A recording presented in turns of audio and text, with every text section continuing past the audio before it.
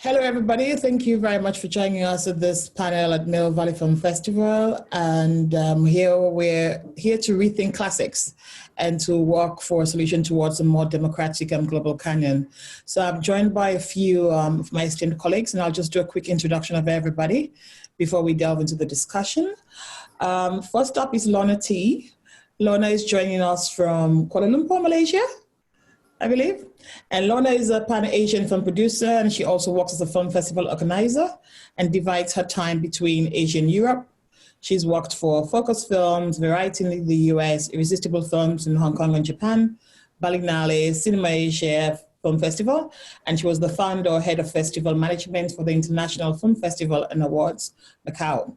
And she's currently developing projects with her production company, Paper Heart. And she also mentors and lectures with film training programs, labs, and consults with various international film institutions and film funds. Okay, welcome, Lorna. And next up, we've got Katarina Hedrén joining us from South Africa, Johannesburg. And Katarina is a freelance film programmer and film critic. And she's also the co-curator of the First Wednesday Film Club and the former director of the European Film Festival in South Africa. She currently consults and advises and curates for film festivals, film funds, and film-related initiatives around the world. Welcome, Katarina. Thank you. Thank you. Next up, we have Jenni Olson. Jenni is based in Berkeley, California, and she's one of the world's leading experts on LGBT cinema history. She's also an independent writer and nonfiction filmmaker. And I believe you have a reflection on the last 30 years of LGBT film history in the Oxford Handbook of Queer Cinema, which will be coming out in 2021, Oxford University Press. Hopefully we all get to read that. Next, Janaina Oliveira. And you are joining us. Are you joining us from Rio? Yes. Yes, you're joining us from Rio. And you are a Fulbright Scholar at the Center for African Studies at Howard University. And you're a professor at the Federal Institute of Rio de Janeiro. And you're also the head programmer of the Zozimo Bulbul Black Cinema Encounter and part of the programming committee of the FINCA, which is the International Women Filmmakers Festival in Reykjavik, and the advisor for African and Black diaspora films for the Locarno Film Festival in Switzerland. Welcome. And last but not least, Amalia Cordova. Amalia is the Latinx digital curator and chair of the Research and Education at the Smithsonian Institution's Center for Folklife and Cultural Heritage. And you also co-direct the Mother Tongue Film Festival, and you're the former Latin American specialist for the Film and Video Center of the Smithsonian's National Museum of the American Indian. And you've also taught courses at NYU, and also have lots of essays that have been published in quite a few reputable publications. So I think we have probably a very good mix of professionals here today to discuss what we're going to be talking about. And I guess by the end of this discussion, it would be great for us to have an idea of what we want the solutions to be, because the fact that we're here having this discussion, I think is because I think we all acknowledge that there's a problem with when we talk about classics in cinema or what the film canons could be. And I believe quite recently there was a discussion, I don't know how many of you saw the articles about the Criterion Collection, when they were looking at sort of all of these films and realized that there were, I think, only about 4 African-American filmmakers included. But for me, I've always sort of found this context of this word classics, especially in cinema, quite interesting, because I think it's such a relative term. And, just quite casually speaking, I have friends of mine who believe that Fast and Furious is a classic, and they don't understand why Vin Diesel is not cleaning up at the Oscars, and I laugh at them. But at the same time, I have people who laugh at me when I was in film school, and I said I love things like Sound of Music, and then in my film studies class, there were films that were held up as classics that I found quite problematic, like Birth of a Nation. So I think even the word of this definition of the word classic itself, because it's such a relative term, I would love to get your take on it, on what constitutes a classic for you, and what would you define as a classic in film, and what's quality cinema for you? So does anybody has a pressing need to go first, or? Okay, I'll jump in. Well, it's interesting because as a filmmaker, I make experimental 16 millimeter essay films, landscape essay films. And I, you know, and I engage with actually a lot of canonic classics in my work. I engage with Vertigo and Sunset Boulevard, and I think for me as an artist, it's interesting to engage with texts that, you know, quote unquote, everybody is familiar with, and that has historically been, you know, part of the canon, is that it is this kind of self-perpetuating thing of like, well, everyone knows, you know, Citizen Kane, or, you know, everyone knows these like 1,000, you know, films that tell stories by and about, you know, white, cis, hetero, able European, Western men, and that those are universal stories that everyone can identify with. And, you know, I mean, obviously that's the fundamental problem, you know, this premise that is this, you know, that conception of what a universal story is. Sorry, I'm losing track of myself. I'm dying to hear what Amalia has to say. Mari and Che Amalia. I'm speaking here through the window here. I'm in Piscataway territory, Washington, D.C.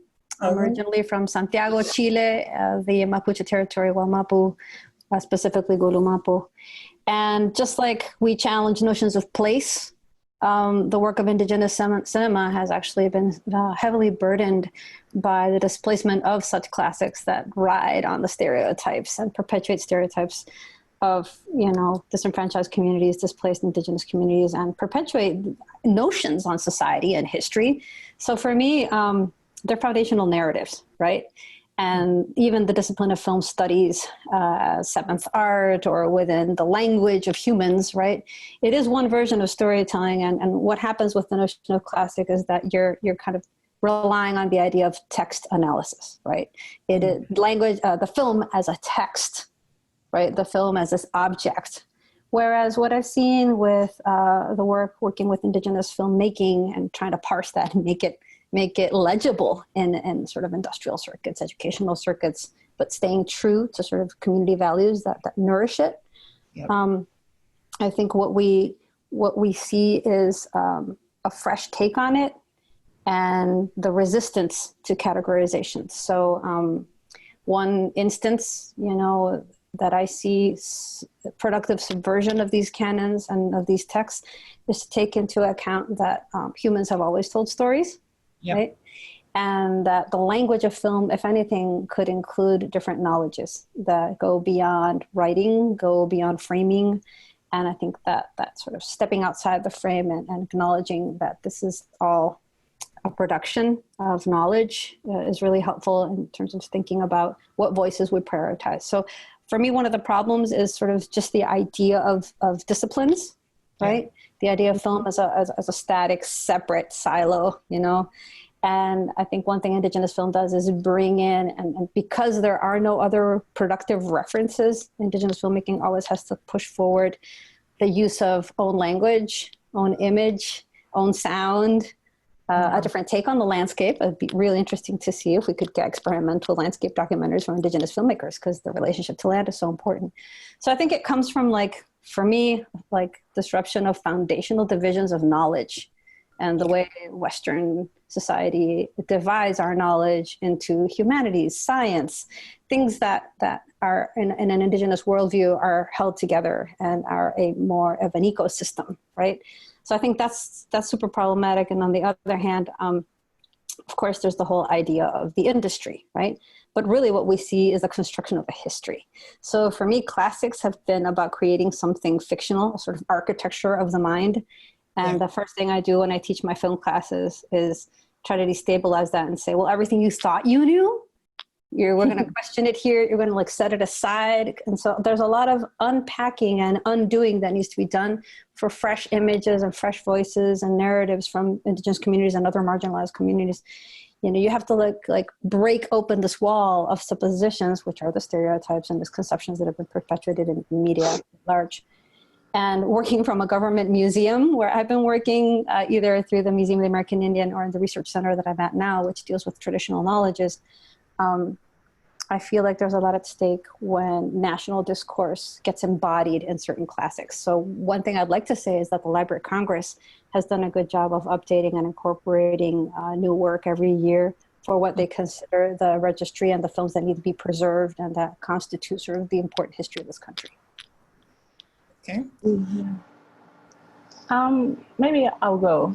Yes. First of all, I just want to thank you, all for being here. Thanks for the invitation to be to this so important conversation. I'm talking from Rio de Janeiro, Brazil, the deep south. I think, Katarina, you're like me, just Malaysia, everybody here. So, when you talk about classics, I deeply agree with what Jenni said and Amalia in the sense that the first thing for me is the displacement, the idea that such a thing like a universal thing, universal cinema, because this is the basis that I think, I don't remember the word Amelia used, it's a myth. This myth constructed by the Eurocentric, Western, white, male, world. So this is the first thing I think we have to have in mind. So it's the kind of, I always talk about this need that we need, in fact, at first to displace, to change, to shift our epistemological ways of thinking, feeling, epistemological in a broad sense, not in our academics, but I'm talking about feeling and perception and the ways of formulating about reality in the world. So we have to shift from this canon. This is the centrality, because I also do believe that this perspective also creates a shield, a discursive shield that allows curators and programmers to say and repeat all the time that they are talking about the quality of the film as if quality of the film is something separate from the world.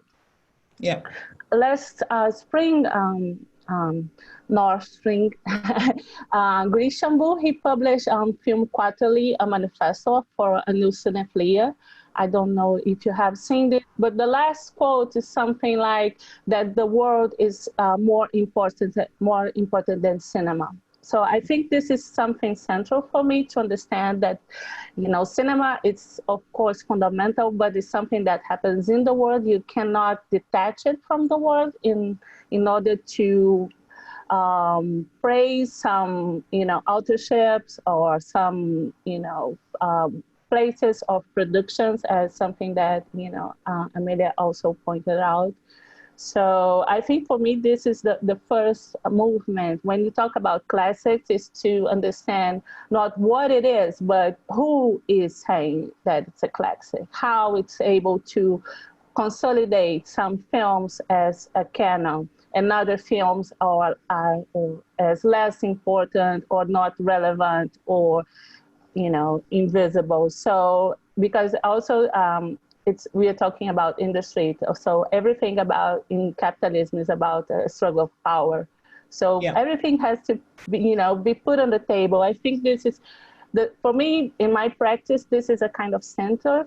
It's the kind of where I step in, because when we are talking and before starting, Melissa said something about challenging the canon. I think my craft is this in the first basis, that's how I started. The fact that I'm here in Rio doing the work I'm doing, this is, my existence in this field as a scholar, as a programmer, is to challenge the canon. So this is also bringing me to another thing that's important for me, that's presence. That's what I do believe, how we can change and make this epistemological shifts happen with presence. You have to have people doing, somehow making the canon uncomfortable to change things, because it won't change by itself. It will tokenize us, but it's not change. So this is, for me, my general approach. But for the question, what's the canon and how it's done, how it's consolidated. Yeah, because I think the people that created the canon, they have definitely done a good job of making it seem like a universal thing. And so now we sort of have this standardized form of what the classics are. You know, it was interesting that very quickly somebody mentioned Citizen Kane. You know, those are films everywhere in the world you go are cited as canons because we've been told. So, Katarina, what about you? What would you say classic is, or what's the canon for you? I realize now I relate differently I react differently to the two words. So classics I find less imposing and less violent in a way. Like it's almost like I feel that I have the right to proclaim classics. Like for me, I would be able to define it as films that are of its time and place, for example, like it could only have been made there and by this, like a very particular, and I feel that I can take I have the right to proclaim those classics. It's a film, like I said, like of a time and place. It engages with that time and place, either explicitly or implicitly. It interrogates. It goes along. But it gives me a chance to also engage with the same time and place. When I think of canon, then I get angry. Then I feel because then I feel the violence, and then I feel the something that I'm subjected to. Someone, I was thinking the definition would be a list made by those with enough authority and audacity to say that what I say is it. And for me, it's I think it feels I'm going to hop on. I'm sure I'm going to come to the same conclusion throughout this conversation. But it's almost like the canon. I've been thinking about in relation to this conversation about Toni Morrison, where she talks about racism, and she says that it's a distraction, you know, because it forces us to relate to things that I don't give a about, you know. So the canon, so for me to object to canon, engage with canon, watch the films listed in the canon, and then react and tell why I don't like, that's a waste of my time. I have so much nicer, more inclusive, more humanistic and empathetic films to watch. So so the canon is whatever. The classics I can be part of talking about. Yeah, because I guess it's who also gets to curate the canon, because, you know, the canon, then they fill it up with their definition of classics. Lorna, last but not least. Okay, I come from, I think, a place where the definition of classics and canon it's very much defined, actually, by, I feel, the Western world, because over here in Asia, we're really fragmented and we have all these different languages. And so the whole of Asia, and we have very, very little sort of in terms of government or institutional sort of participation in archiving or research or documentation of what our film history and where we come from in terms of filmmakers and where we come from as storytellers to tell our stories. It's all very much sort of like remnants, I think, of our colonial histories, a lot of it. And that has shaped also a lot of what we perceive as, you know, classics and canons. And there's this whole discussion that I think will probably require a lot more sort of like depth to go into. But coming back through where I think Amalia was talking about, sort of like you can't, or Janaina was talking about that you can't extricate sort of like film from the society. And, you know, in Asia, I think we're still in our, no longer colonized, but in our maybe bodies, but we're completely colonized in our minds, you know, as to the aspiration is always to be like the Western world. And this is very, very problematic. And I've had so many encounters as a producer and as a sort of film programmer to want to like, why don't we get the film that was in Cannes or Berlin and not so much look at what are the interesting, sort of like amazing nuggets of like new filmmaking that is talking about what's happening with the people, with the society in Asia. We constantly need the validation of the Western programming and the Western festivals to give value to what our filmmakers are making in Asia too. And I find that a bit crazy, and I'm trying very hard in what I can do to try to, dismantle that. But because it's not just the film world, it's the whole society as a whole that is sort of like imprisoned by this need to sort of like seek that validation. That is where I'm very interested today with this discussion, to see what sort of solutions we can come up with to try to combat that. I just wanted to add, and I think it was something you said, Lorna, emphasizes that Canon is also currency. And I think that's also why it's so violent and why it's so important to interrogate, because it is currency and there's stake in it. And some of us are excluded by it, have less stake in it, and some of it will guard it because the whole existence depends on it and validates it. Yes, and you, Lorna, pointed out something very important, is how it's deep, rooted in our, common sense imagination. This is why I think so. It's so hard. It's easy to do a program, but it's hard to people connect sometimes to it, because there's so many layers, because but at this point, it's not only about films when you talk about imagination, but all kind of image that people are getting all the time since we are kids. And that's the radical shift. That's the limit that we have to reach, and the challenging point for me, because sometimes you made amazing programs, but you can't fill a room, even if it's for free. So that's something that we have to work to bring people to build this audience, to work on those imaginaries, and to break that chain of validation. Yeah, because I think that's where the education comes in, whether formal or informal, because just like Lorna was saying, is that, the win of colonialism is that the colonizers don't have to do the work anymore. We have somehow been educated to believe that their norm is the right, and we're exceptions to the norm. I was one of the discussions that was at Carla a couple of weeks ago. There was something that, as one of the speakers, Hedrén, said that really stuck with me, when she said there's no standardized form of humanity.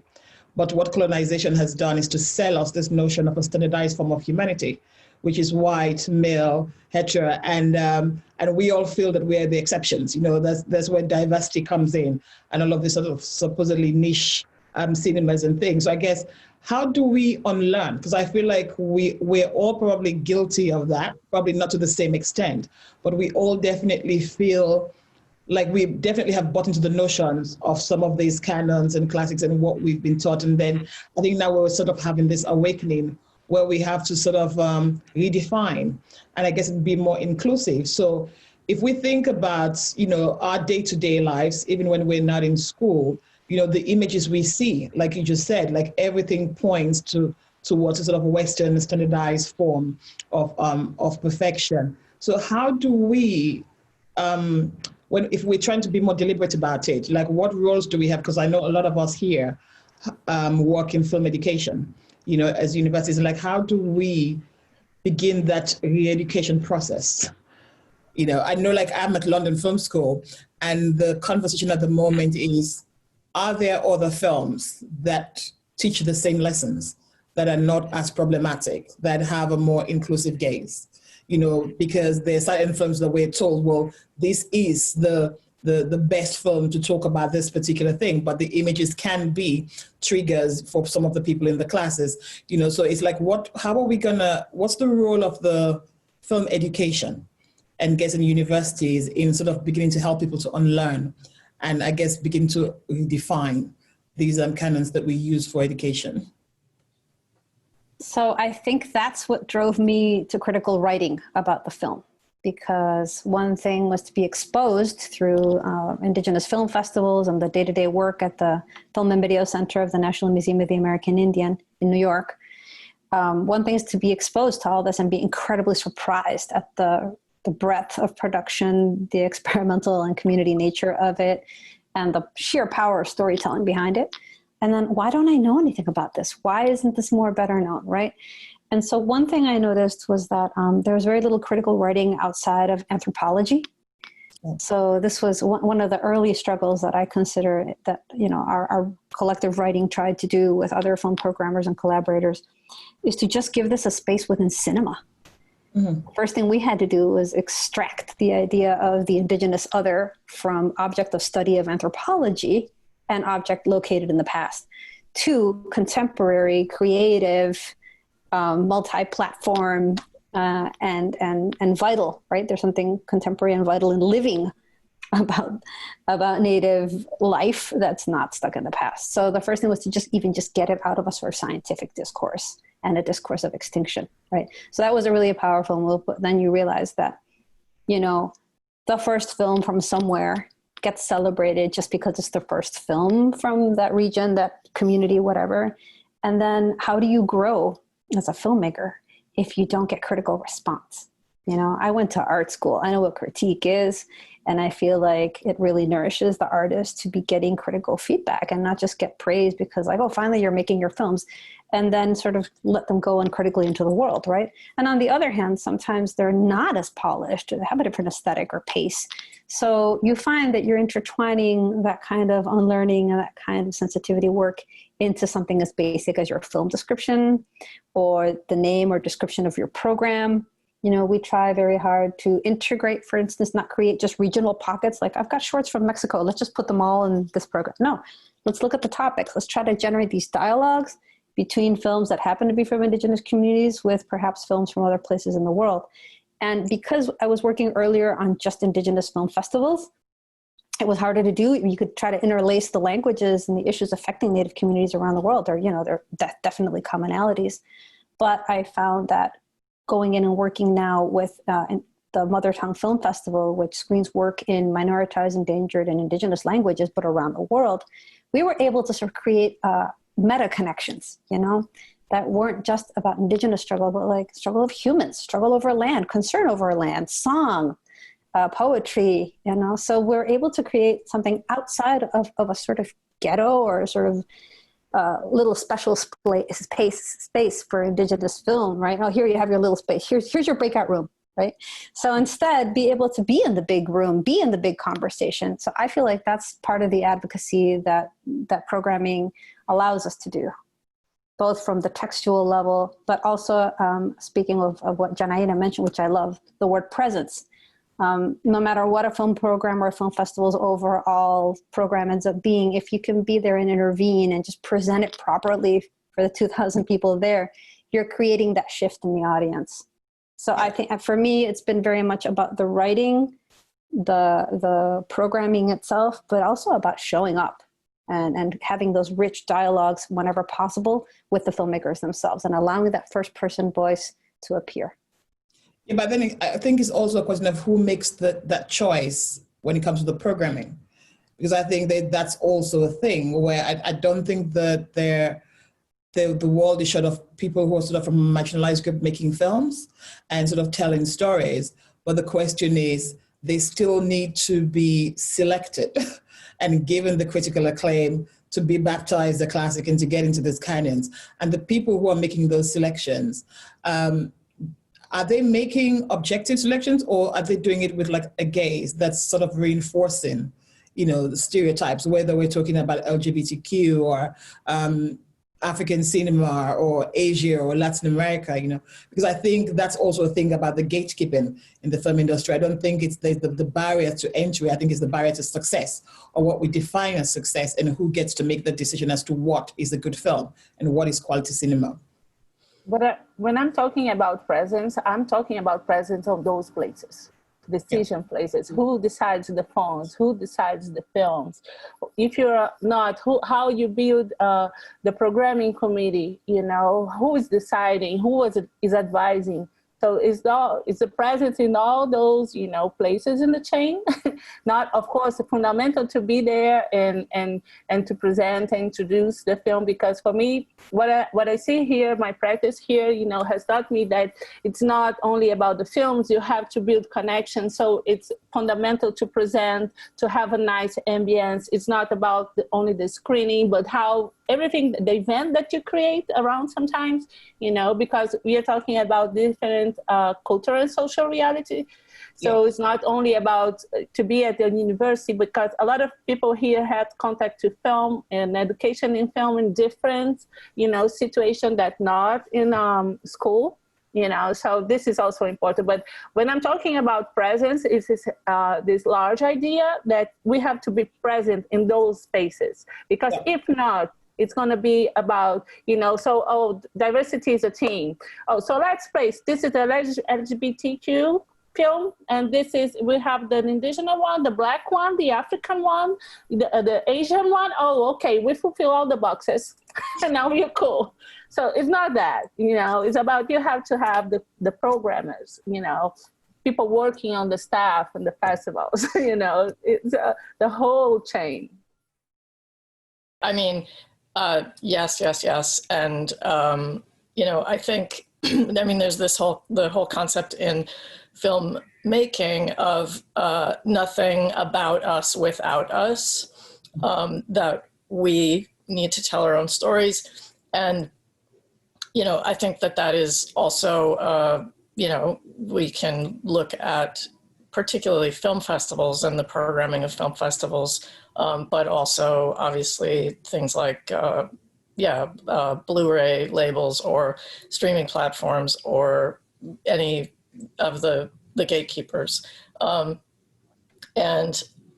for instance, the Sundance is amazing. It is now, all of the leadership are women of color. And it'll be exciting to see, what that looks like in terms of how that impacts programming.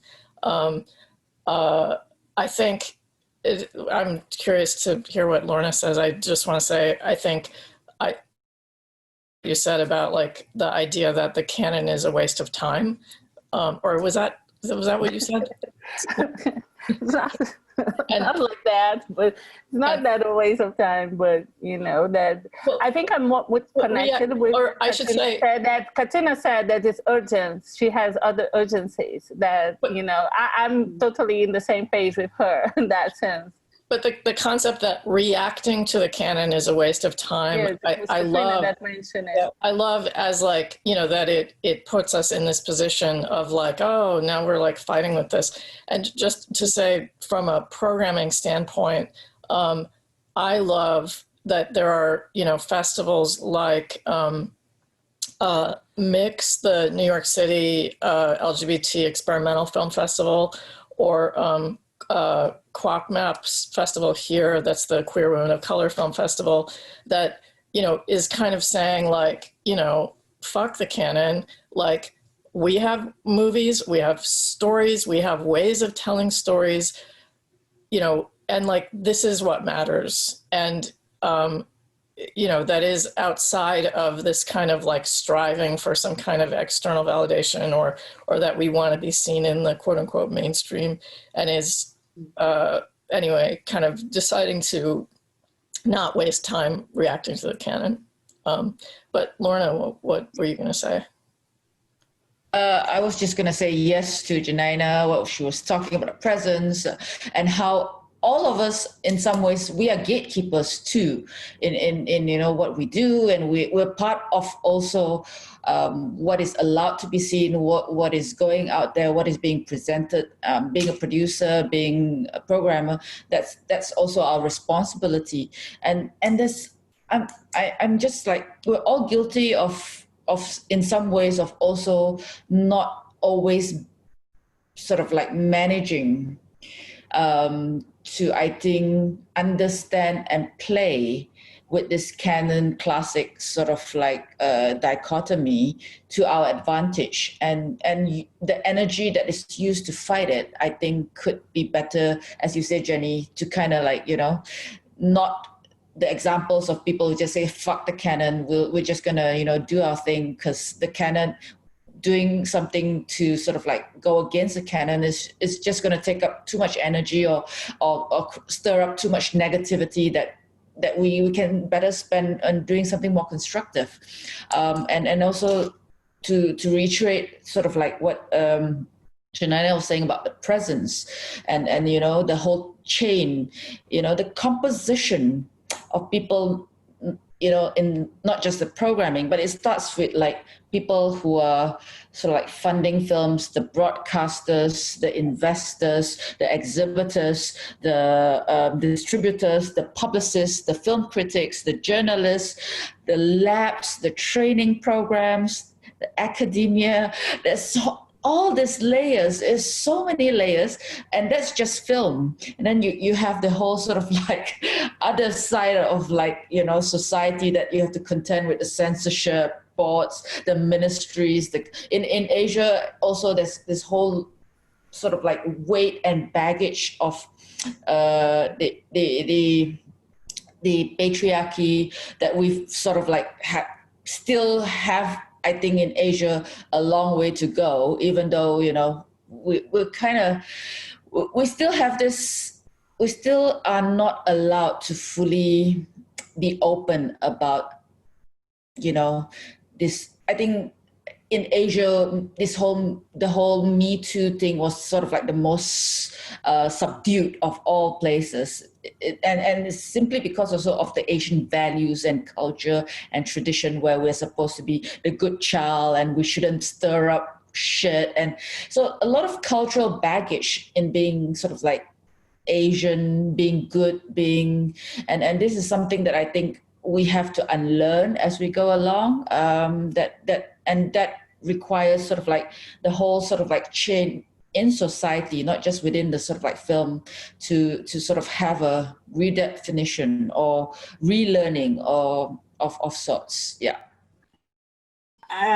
Here's also something that I'm thinking about, especially when to be a curator outside the norm. It's easy to believe or to think that we are fine because we have other blind spots, but we don't focus on those blind spots, but we see what we see, and the focus is on what we see and others don't see. And there's a currency, if I return to that word again, and here comes this tendency to put, to create ghettos in festivals for this and that, that is based on origin or LGBTQ, etc. And I use the word when you become that curator, you know, Katarina, we hired for this one, and then I market myself as that, and then I must create a certain narrative to make sure that I'm always, you know, in demand. And I usually call that, you know, Columbus curation, when you claim to be the discoverer and the one, and you actually need this inclusion to keep your brand going, and I think that's very important to also be aware of that, and to not. I mean, we all want to eat, we all want to live, we all want to be doing what we're doing, but to be mindful of what we are contributing to as we are doing that. Yes, because also, yes, you know, there's also a survival element. You know, if you don't do it, somebody else would, because we don't sort of have the power to define what gets done. But I think also for me, I think when we look at some of these films that are in the canons and they feel problematic, the question then becomes, I've always sort of said that the reason why it becomes such a problem is because of the lack of diversity of perspectives. I feel like if everybody was allowed to tell their story and all of these stories were given equal weighting, none of these discussions would even matter. So the question now is, do we change the canons? Do we remove these films? Or do they have a right to exist? Or is it really now about looking at what else could be in the canon? Because I remember, for example, with Gone with the Wind, one of the things Cameron Bailey said when sort of, I think it was Disney who was trying to take it down. And he sort of said that it shouldn't be removed, you know, from public availability, but it should be discussed in context. I think "Fuck the Canon" is really like the motto. I hope that will be the name of this discussion. But something I was going to say also is that the canon can be there. It must be there, because it is. I think the canon is interesting in that it says nothing about the films that are included, but it says everything about the time and place where that canon was pronounced. Who was seen, who was not seen, who was deemed worthy, who was not worthy, etc. And that we need that historical perspective to understand what humanity was considered to be at a certain time, at a certain place, in order also to evolve in our view of humanity and empathy, etc. So I mean, the canon must be there as a terrible legacy to always be critically engaged with. Because I think also, you know, taking it off, it's such an easy way out, you know. It's so comfortable, just, okay, so this is ugly now in history. So in spite of thinking of it and reframing it and talking about it, we're just gonna pretend it wasn't there and it wasn't harmful as it was, as it still is. So I think it's not about, this is a kind of, you know, just like, okay, if that's not good, so take it off. It's different about, you know, how we're gonna fund next films and what the future. Yes. It's different, the frame is different, but we have to reframe things. For example, if you look to the film history, you know, until the 60s, Birth of the Nation was, you know, the film, and all the mentions was just praising how all the techniques, everything, without mentioning that it was a racist film. Yeah. You know, it took like 50 years to the academy, to the scholars to talk about it as it is. A film that is, you know, just, of course, all the Black movements were denouncing it, but I'm talking about, you know, the thinking of films. It took so what do? We don't talk about it? No, we're going to talk about the film and how the scholars and the academy, the film production about it was racist too. This is, you know, reframing. This is, I think, what is important. And if you don't remove it, we will look back and think that Black women filmmakers were really lazy during the first 100 years of filmmaking, because we did not know that they were excluded because there's no testimony. It's having the willingness to have those discussions, because I think that's, you know, where it can feel uncomfortable for the status quo. So I mean, I think it was last week in the UK, this is not to do with cinema, but I think it was to do with heritage buildings, where I think the organization sort of listed all these sort of old buildings in the UK that had links to slavery. And there were people calling for the defunding of the organization because they felt like it was insulting to talk about the fact that, you know, those buildings were built by slaves, or these owners who are sort of reputable British icons had links to slavery. So I guess also in the process of unlearning and trying to change things or diversify the canon, what sort of resistance are you coming up against in your line of work? So like, I can speak for myself in academia. When we sort of had the conversation about some of the films that students found slightly problematic in the curriculum, you know, there were tutors who were very much for let's do our research and let's find films that can make the exact same points that are less divisive. But there were tutors who were very upset, who had curated the curriculum, and they were sort of wanting to re-emphasize that these were classics, you know, because they could not understand why we were seeing the problems in the films and not just looking at it as purely art and purely cinema, and just look at it without framing it, which I guess is what we're talking about. Let's leave them there, but let's talk about the context. So what sort of other obstacles have you come across in your line of work that could affect us trying to diversify the canon? So as a producer working in Asia, I mentor a lot of young filmmakers, and a lot of us grew up in Asia, in the cities, speaking English, and many actually consider English as kind of sort of like our first language. But the main problem stems with when we're trying to make a film, we are nearly never allowed by the industry to make English language films sort of like set in Malaysia or set in the Philippines or set in Korea, because somehow or rather society apparently is not ready for sort of like Asians to speak in English on the big screen. And you know, you had Crazy Rich Asians, which was an entirely separate story, and then that sort of like, but as a producer, when we are trying to say we want to make a film But I have to, as a producer who is thinking about also the interest of the investors and interest, I have to say, no, we can't make the film in English. We have to make the film in, language that is mysterious and exotic, so that then it becomes a foreign language film and world cinema that the film programmers will program, because film programmers don't want to program English language films. It's like when Wong Kar-wai made Blueberry Nights, one of the reasons the film was not so well received was because everybody could understand it without subtitles. And it was a big problem for people that Wong Kar-wai was like, oh no, I understand everything. It's not so romantic anymore. So that's one of the, I think, problems or obstacles that we're trying to see how we can sort of like change that sort of mindset.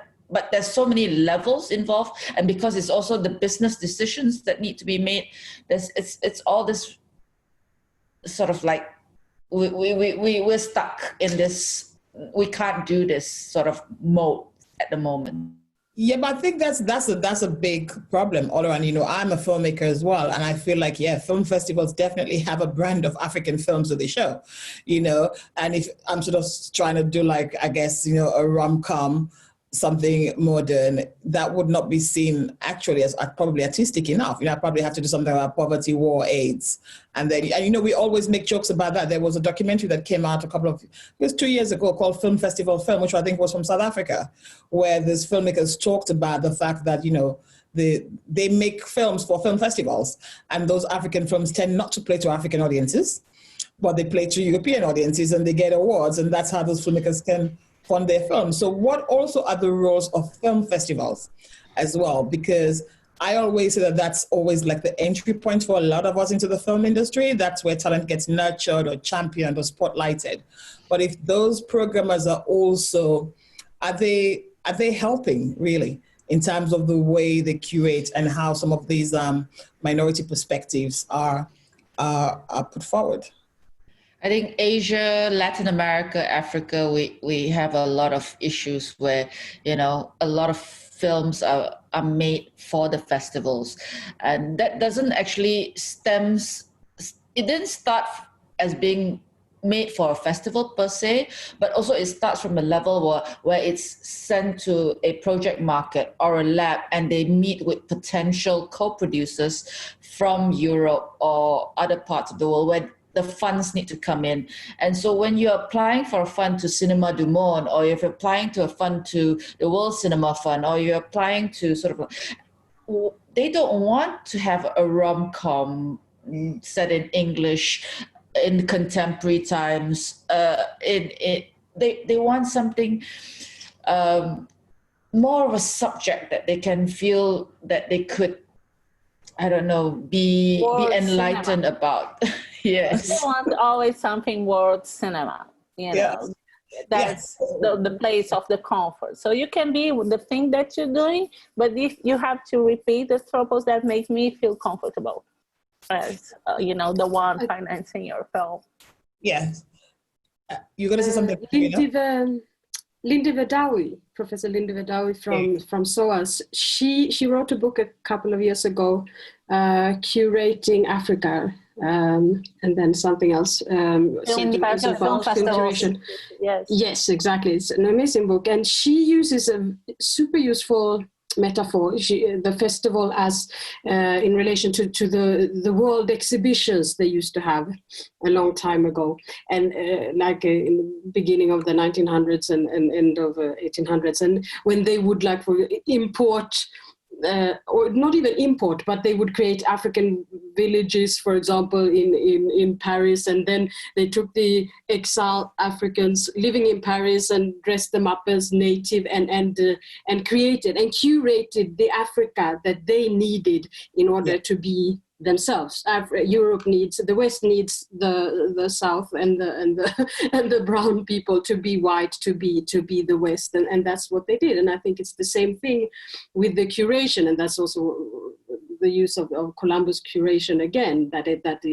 Ultimately it's an image of yourself you create when you project and create the subject and the native subject and the very special, incomprehensible that I need to package and explain to death though it's actually just human stories. I think. Yeah, because I remember again with Carla as well, there were these discussions on indigenous storytellers. And I remember somebody sort of saying like, you know, this population was not a dwindling population, but it was actually a massive population. But all we see through media, for example, whenever I see a story about indigenous people, it's always about a disappearing tribe. So it occurred to me as well that I had also been brainwashed by the media and cinema, that I had only ever associated indigenous people with disappearing tribes. And so I think it's also this thing as well for you, Amalia, when we're talking, because you sort of, you work in that space, you know, when we sort of say like, you know, people, Asians are not ready to make films in English. I find like, I always sort of say like, you know, if I say I want to make I trained as a lawyer, and I remember in film school wanting to make thrillers, and my teachers kept on telling me that it wasn't my voice. And so even though I had come from the corporate sector, they did not understand that I wanted to make a film about the financial crash, because it wasn't seen as something I was supposed to be doing. You know, I had to find, you know, and they kept on giving me DVDs from Ousmane Sembène as references to help me find my voice, even though I was not Senegalese or Muslim or anything. So it's that thing where as well, even as filmmakers, I feel like we're also pushed to tell a certain kind of story. And I remember sort of going through a phase where I was like, okay, I need to find a story about AIDS or refugees or something in order to move my career forward. But I think it's that thing as well, Amalia, I don't know whether you want to speak to that, of, again, in terms of that economic decision, filmmakers want to survive, they want to have careers, and we're being moved and pushed in. The gatekeepers are sort of looking for this stereotypical stuff. You want to get to festivals, but you also want to get to A-list festivals because somebody has also classified the festivals. So you also want to not be having a second-rate career. And so then how much conforming do we then do to then sort of keep the status quo alive, because we also want to be a part of our industry? Mm.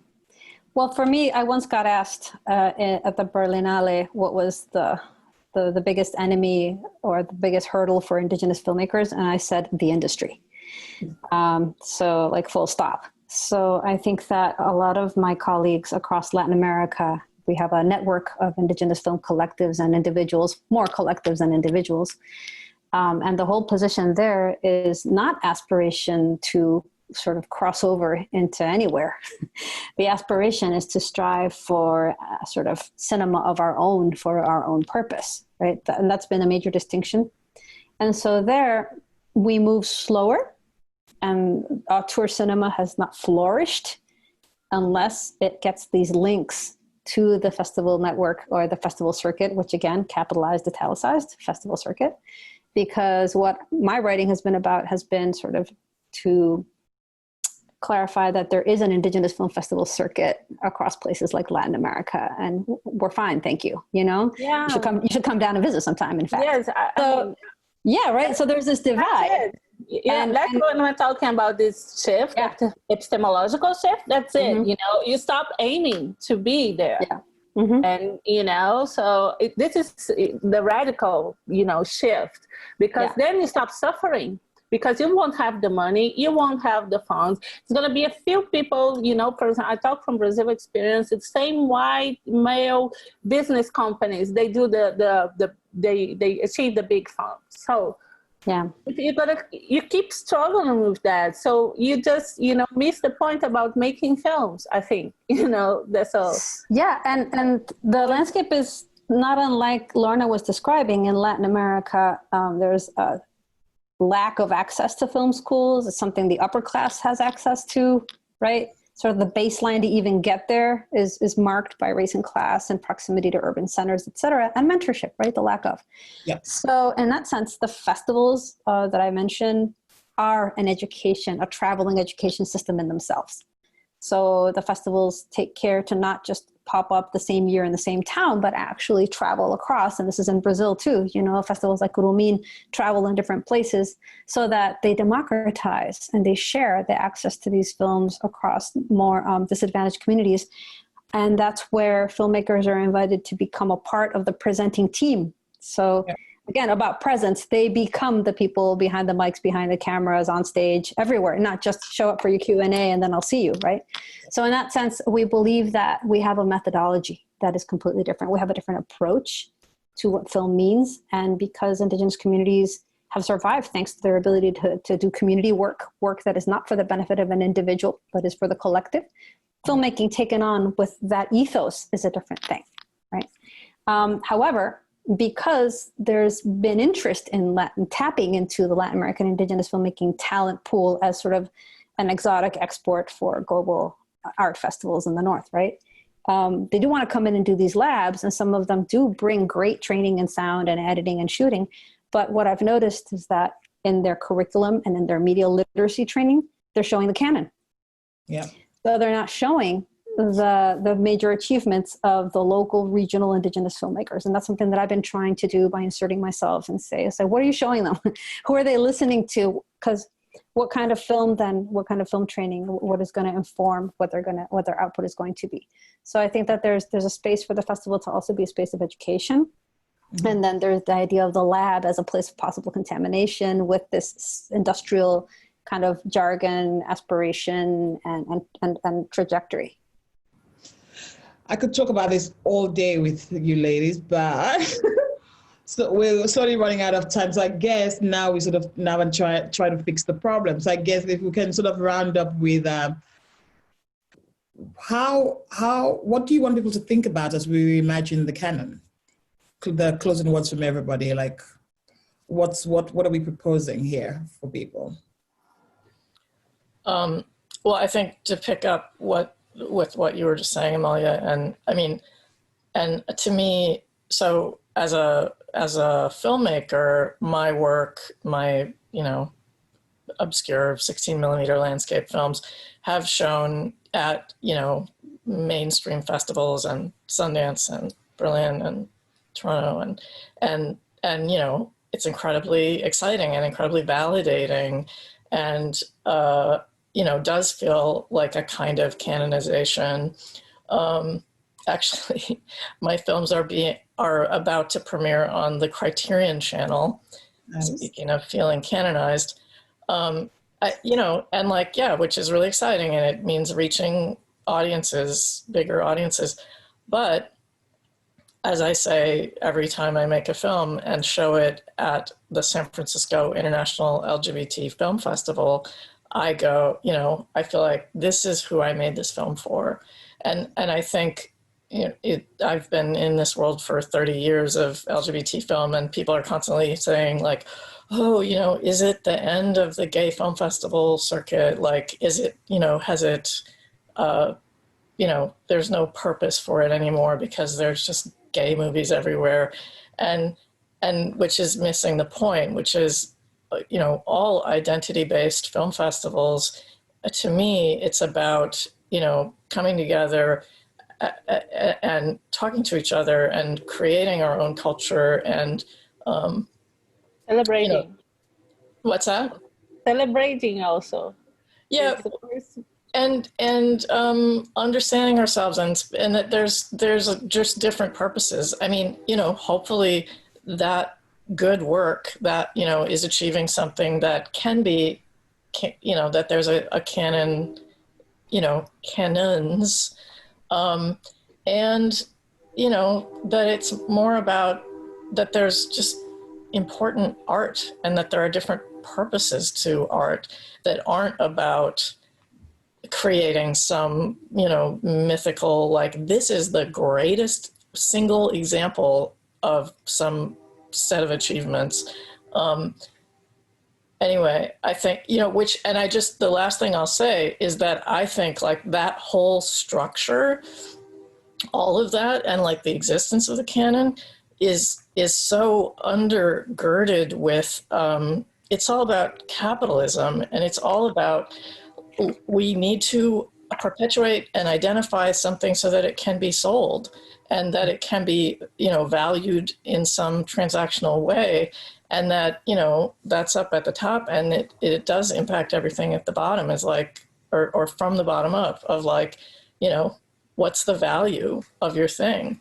And like this idea of the value of art, as opposed to, there's a great line of like, art has no inherent value, or no inherent, I don't know. Anyway, it's so valuable just because. Anyway, Well, imagine the world without art right now during the pandemic, whilst everybody's at home. I don't think people would survive. So, Lorna, what do you want to... Following on Jenni sort of like thread of thought is like, you know, I think this whole, our society now, and not just the film world per se, is finding ways to liberate ourselves from this, the shackles of capitalism and colonization. You know, I think these twin shackles here are in play a lot in terms of, you know, how films are being made, how films are being canonized, and how films are being, you know, put into classics, or and so many things. So there's a lot to, and I don't have a solution to this. We're looking for solutions, but one of the things I feel that maybe could be done that would probably be helpful is because we live in a world where the studios and the platforms have the power, and they have the power. They are the key drivers now in this evil industry that we sort of operate in, and that they must be taken to task that when they want to, you know, work in a local film industry or go to a place like, you know, in different areas, be it the Netflix or the Amazons, and that they are not going there with they have a certain, I don't know how, I don't have words for it. It's like, stop telling us what to do. Stop telling us how to tell our stories, and stop telling us this is how films are made. And so I think it's maybe a sort of guideline, because they are the key players that drives everything, you know, forward. It's and especially in their drive now to go into the local language sphere, and that is, you know, eating into not just the English language territory, but to eat into a wider territory of the local language. And therefore, where they come from shouldn't be from a position of Hollywood knows best. And yeah. Sadly, money talks, but Katarina? No, I think it's all about... No, I think what you said, Jenni, about coming together and exist in one's own right, and interrogate what it is to be us, what it is to exist, and to not, again, that's the thing of not fighting, not making opposition the life purpose, not define oneself